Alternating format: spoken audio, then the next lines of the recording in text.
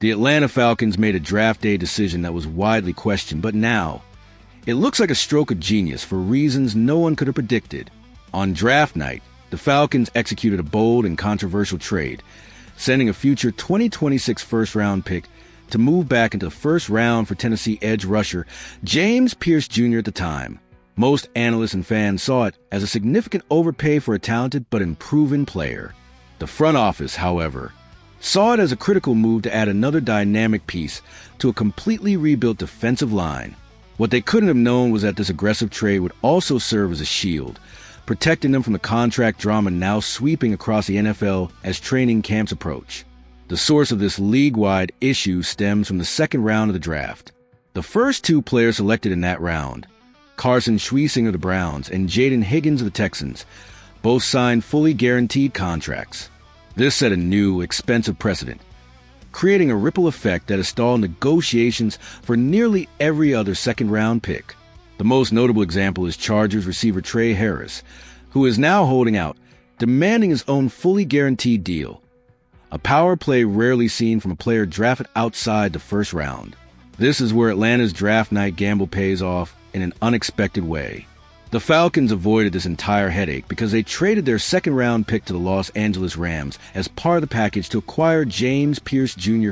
The Rams used that very pick on Oregon tight end Terrence Ferguson, who is now among the 30 unsigned second-rounders caught in this contract standoff. Thanks to that trade, the Falcons are moving forward with zero drama. All 5 of their drafted rookies are under contract and ready for camp.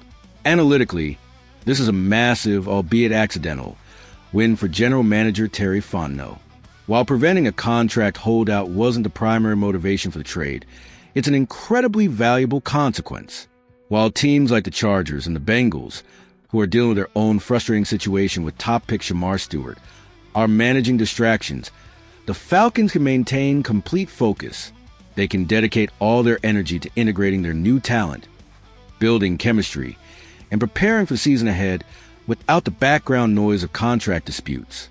Looking forward, 2 distinct possibilities emerge.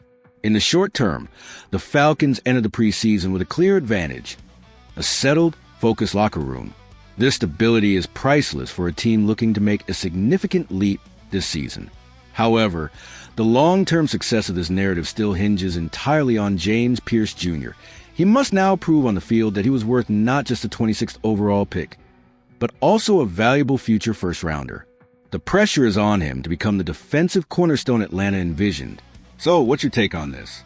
Was the Falcons' trade for Pearce a bold, forward-thinking move, or did they just get lucky avoiding a league-wide headache? Let us know your thoughts in the comments below. In the NFL, sometimes the smartest moves are the ones that protect you from problems you didn't even see coming. For the Atlanta Falcons, avoiding the second-round contract chaos might be the first unexpected victory in a season where they'll need every advantage they can get. Once hailed as a future of the tight end position, Kyle Pitts now finds himself playing for his career in Atlanta, with his long-term security hanging by a thread. Just 3 years after a record-shattering rookie season, the man once considered a future market setter is entering a pivotal year with a cloud of uncertainty above him. According to reports, Pitts is set to play the 2025 season on his 5th-year option, valued at $10.88 million, with no buzz whatsoever regarding a long-term contract extension. The Falcons are in wait-and-see mode with their former superstar. The context here is crucial. A devastating MCL tear in 2022 significantly hampered his development, and he hasn't been able to replicate the dominance of his 1,026-yard rookie campaign since. However, to write him off would be a mistake. Pitts remains one of only 5 tight ends in the entire league, alongside names like Travis Kelce and George Kittle, to surpass 600 receiving yards in each of the last 2 seasons. The talent is clearly still there, but the consistency has been impacted by factors beyond his control. This brings us to the core of Atlanta's hesitation. The current coaching staff, led by Raheem Morris and offensive coordinator Zach Robinson, wasn't in place during Pitt's peak. They have no prior investment in him. Furthermore, it's no secret that the Falcons' quarterback situation has been a revolving door of instability, from Marcus Mariota to Desmond Ridder. It's difficult for any receiver, even a physical specimen like Pitts, to build chemistry and produce elite numbers under those conditions. This uncertainty has led to speculation across the league. NFL insider Jordan Schultz reported earlier this offseason that multiple teams have called the Falcons to inquire about Pitt's availability. While nothing is imminent, Atlanta has set a clear price. It would take at least a day 2 draft pick to even begin a serious conversation. This tells us 2 things. The Falcons aren't actively shopping him, but they are willing to listen. The possibility of a mid-season trade looms if the team stumbles out of the gate. So what does the future hold? With second-year quarterback Michael Penix Jr. now taking the reins, Pitt's role could be more vital than ever. He represents a massive, athletic target who can serve as the ultimate security blanket for a young quarterback. A strong connection between Penix and Pitts could be the key to unlocking the offense and, in turn, securing Pitt's own financial future.